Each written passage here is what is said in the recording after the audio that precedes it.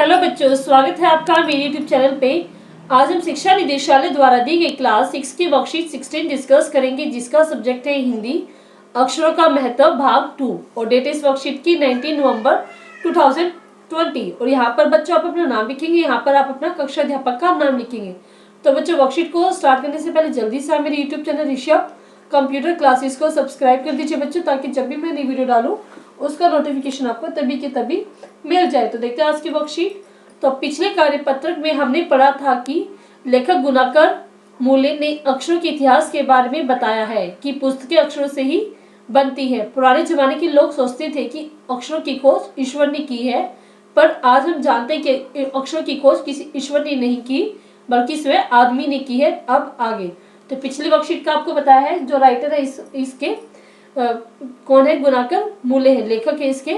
उन्होंने इसमें क्या बताया, अक्षरों के इतिहास के बारे में बताया गया कि पहले लोग क्या सोचते थे कि अक्षरों की खोज भगवान ने की है, लेकिन अब हमें पता है कि अक्षरों की खोज स्वयं मनुष्य ने की है। अब हम आगे इस वर्कशीट को पढ़ते हैं। हमारी यह धरती लगभग 5 अरब साल पुरानी है। 2-3 अरब साल तक इस धरती पर किसी प्रकार के जीव जंतु नहीं थे। तो 5 अरब साल पुरानी है, तो इसमें से 2-3 अरब जो साल है स्टार्टिंग के, उसमें यहाँ पर कोई भी जीव जंतु नहीं था।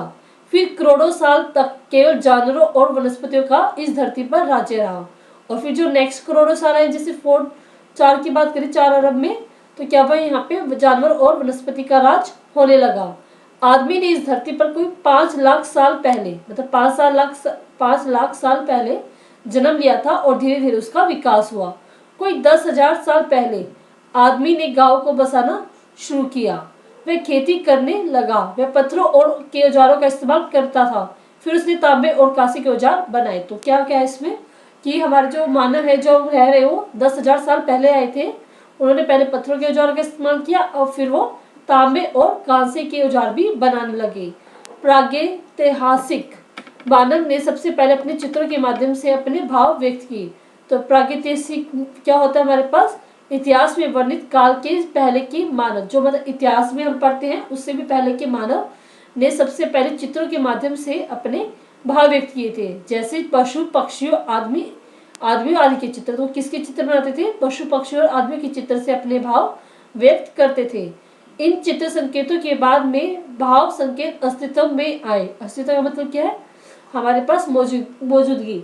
तो इसके बाद क्या था कि जो भाव संकेत हमारे पास आए वो मौजूद आए। जैसे एक छोटे वृत्त की चहु और किरणों की द्योतक रेखाएं खींचने पर वह सूर्य का चित्र बन जाता है। तो इस जैसे कि भाव संकेत के बारे में बताया कि जैसे एक छोटा सा वृत्त है, उसके चारों ओर किरणें अगर खींची जाए तो क्या बन जाता है, वो एक सूरज का चित्र बन जाता है।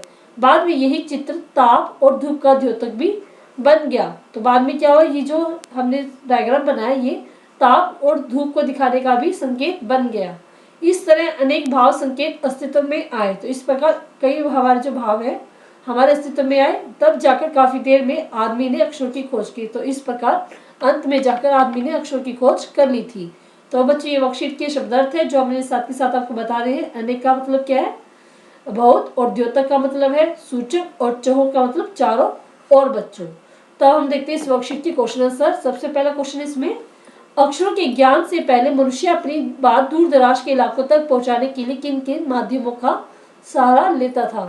तो बताया था इसमें अभी किसका सहारा लेता था, पहले वो चित्र संकेतों का लेता था और बाद में क्या हुआ, भाव संकेत अस्तित्व में आए। तो लिखा है इसका आंसर, मनुष्य अक्षरों की खोज करने से पहले अपने संदेशों को दूर दराज के इलाकों तक पहुंचाने के लिए चित्रों का सहारा लेता था।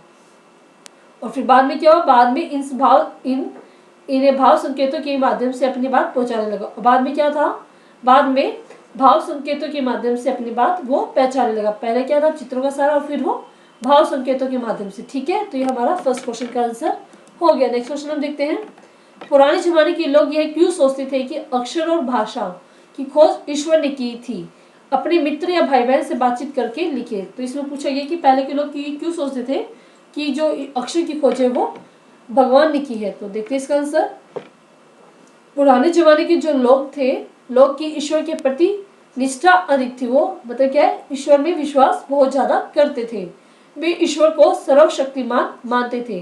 पुराने जमाने के लोगों का विचार रहा होगा कि मानव इतना ज्ञानवान नहीं हो सकता कि वह अक्षर की खोज कर सकता है, इसलिए सोचते थे कि अक्षर की खोज ईश्वर ने की है, क्योंकि वो क्या मानते थे, मानव जो है वो ज्यादा ज्ञानवान नहीं है, तो वो ऐसा नहीं कर सकता, तो इसकी खोज किसने की है, भगवान ने ही की होगी।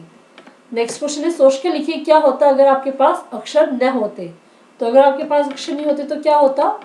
तो देखते इसमें, अगर हमें अक्षर का ज्ञान न होता तो हम आज भी भावों और विचारों को लिखकर व्यक्त नहीं कर पाते, क्योंकि अक्षर की हेल्प से हम ये सब लिख पाते हैं। अगर अक्षर नहीं होते तो हम कोई भी बात अपनी लिखकर व्यक्त नहीं कर पाते बच्चों। हम अपना ज्ञान अगली पीढ़ी तक नहीं पहुंचा पाते।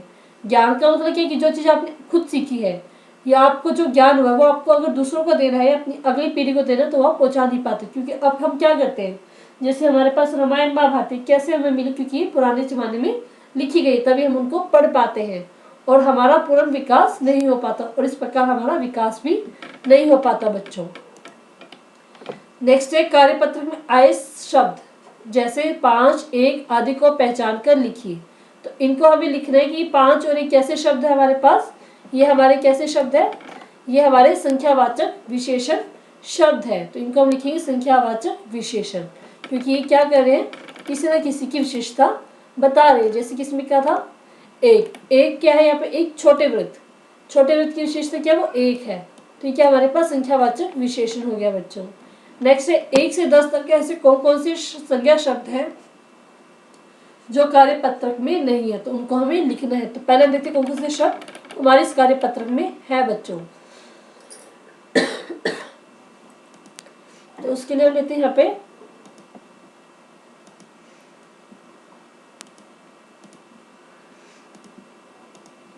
तो देखते हैं इसमें, जैसे हमारे पास यहाँ पे क्या 5, 2 और 3 भी है और 10 भी है हमारे पास, ठीक है। और जैसे यहाँ पे चौहू है, चौहू का मतलब क्या था बच्चों, यहाँ पे 4 हो, तो 4 भी है हमारे पास। 1 हो गया, 2 हो गया, 3 हो गया, 4 हो गया, 5 हो गया, 6 नहीं है, 7 नहीं है, 8 नहीं है ना, और 9 नहीं है। तो ये हम आंसर लिखेंगे इसका। तो 4 हमारे पास है, इसको काट देना।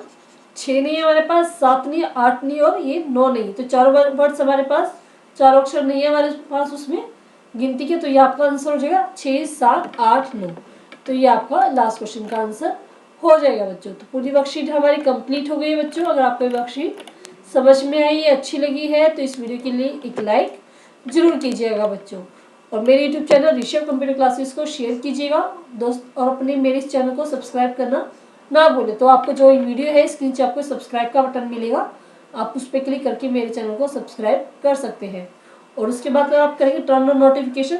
टर्न ऑन नोटिफिकेशन से क्या होगा, जो भी मैं वीडियो डालती हूँ उसका नोटिफिकेशन आपको तभी की तभी मिल जाएगा बच्चों। थैंक यू बच्चों, थैंक यू वेरी मच।